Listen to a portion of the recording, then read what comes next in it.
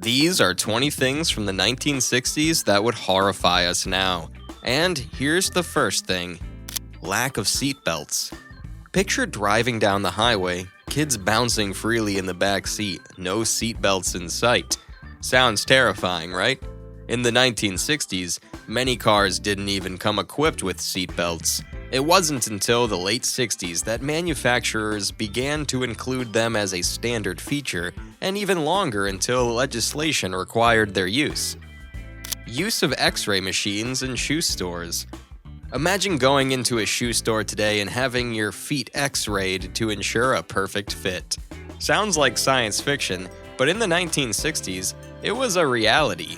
Shoe-fitting fluoroscopes were popular in shoe stores, allowing both the salesperson and the customer to see the bones of the feet and how they fit within the shoes using X-ray technology.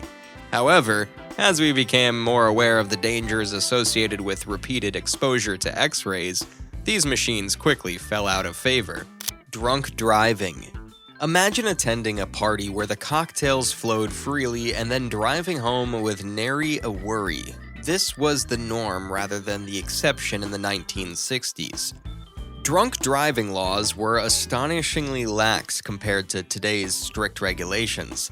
Sobriety checkpoints, breathalyzers, and serious legal repercussions were not yet widespread. Jell-O salads. In the 1960s, the dinner party wasn't complete without a Jell-O salad.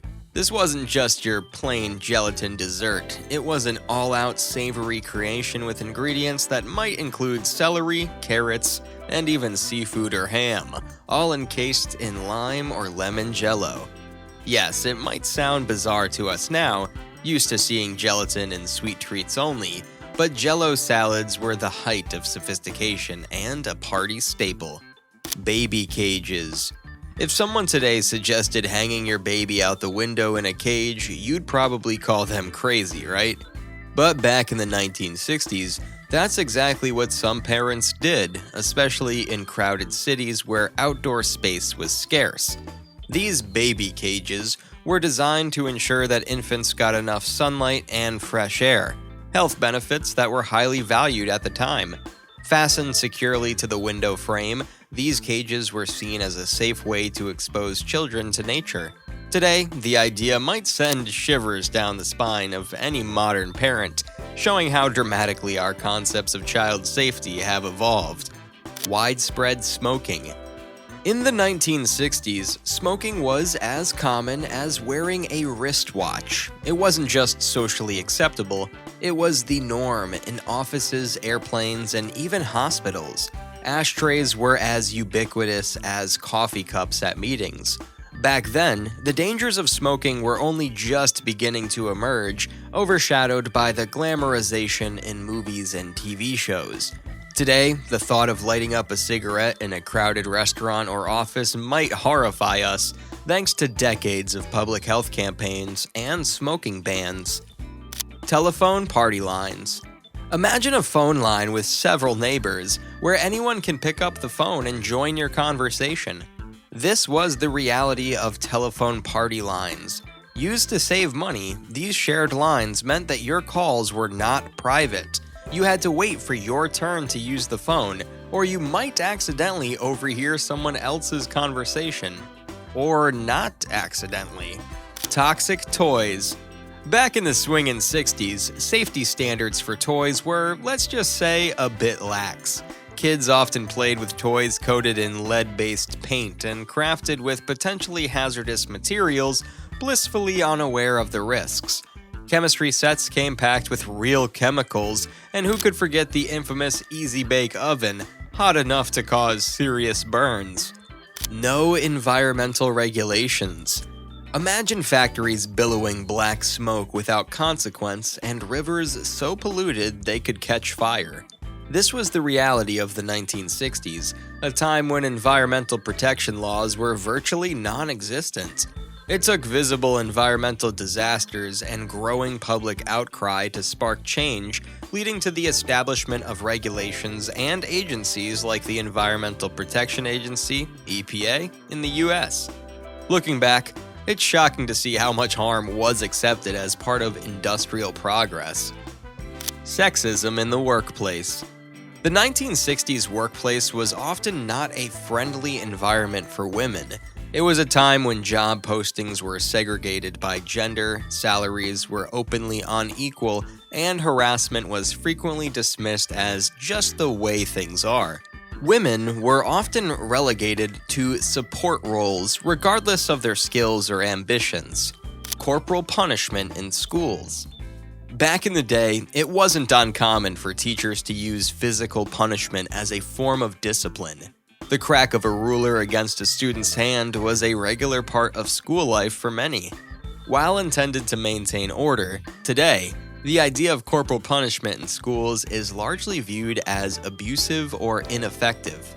Doctor-recommended smoking. Believe it or not, there was a time when doctors and health professionals actually endorsed cigarette brands. Ads boasting that more doctors smoke Camels than any other cigarette weren't uncommon. This was an era before the Surgeon General's warning appeared on cigarette packs, and the link between smoking and lung cancer was firmly established. Smoking was marketed as not only safe but beneficial, a concept that would undoubtedly shock many today. Widespread pesticide use. In the 1960s, the pesticide DDT was hailed as a miracle worker, liberally sprayed in homes and gardens across America to keep pesky insects at bay. It wasn't until Rachel Carson published Silent Spring in 1962 that the public began to understand the dire environmental and health consequences of indiscriminate pesticide use. The book sparked a huge environmental movement, leading eventually to DDT's ban in the early 1970s. Sunbathing with oil. Back when bronzed skin was the ultimate beauty standard, sunbathers commonly slathered themselves with baby oil to accelerate their tan, turning a blind eye to the risks. Sunscreen. Those were hardly considerations for beachgoers seeking that perfect sun-kissed glow. Today, with skin cancer awareness much higher, the idea of using oil to bake in the sun is rightly seen as dangerous. Chewing gum wrapper chains. The art of folding chewing gum wrappers into long, colorful chains was a popular pastime in the 1960s, especially among teens. This craft involved linking dozens, sometimes hundreds, of wrappers together to create chains that could be used as decorations, belts, or even longer ropes. Why do this? Well, it was a creative way to recycle wrappers and keep hands busy during idle moments. Encyclopedia salesman. Back before the internet put a world of information at our fingertips, encyclopedia salesmen were a common sight. They went door to door selling sets of encyclopedias that promised to be invaluable resources for the whole family. Owning a set was a status symbol, seen as an investment in your children's education and a cornerstone of the family library. Pet rocks. In a decade known for its quirky trends, the pet rock might just top the list. Introduced in 1965, this pet was exactly what it sounds like: a rock. Packaged in a carrying case with breathing holes and nestled in straw, these rocks came with a manual on their care and training tongue firmly in cheek, of course. The fad was an enormous, if short-lived, success, epitomizing the era's penchant for whimsical, low-maintenance novelties. Today, the idea of a rock as a pet might perplex many, but it remains a humorous example of 1960s pop culture. Plastic slipcovers. Back in the 1960s, it was not uncommon to walk into a living room and see every piece of furniture covered in plastic slipcovers. These shiny protectors were meant to keep sofas and chairs pristine, guarding against dust and spills. While they did make cleanup a breeze, sitting on them could be a sticky, uncomfortable experience, especially in the summer heat. A pristine living room was a point of pride, even if it meant sacrificing comfort for style. Canned bread. Yes, you heard that right. Bread in a can. While it might sound unappetizing to us now, canned bread was a popular pantry staple during the 1960s, especially in parts of New England. Brands like B&M still offer this curious product, which slides out of the can ready to eat, moist, and somewhat sweet. It was a convenience item perfect for stashing in bomb shelters during the Cold War or for taking on camping trips. The leisure suit. The leisure suit, synonymous with 1970s men's fashion but born in the late 60s. These often brightly colored matching two-piece suits were made from synthetic materials like polyester and were designed to bridge the gap between formal and casual wear. They came complete with beltless jackets and flared pants, embodying the era's relaxed approach to traditional dress codes.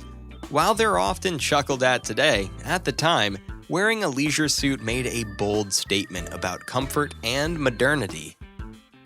Watch our other videos and get to know the strange but sweet 60s of the last century better.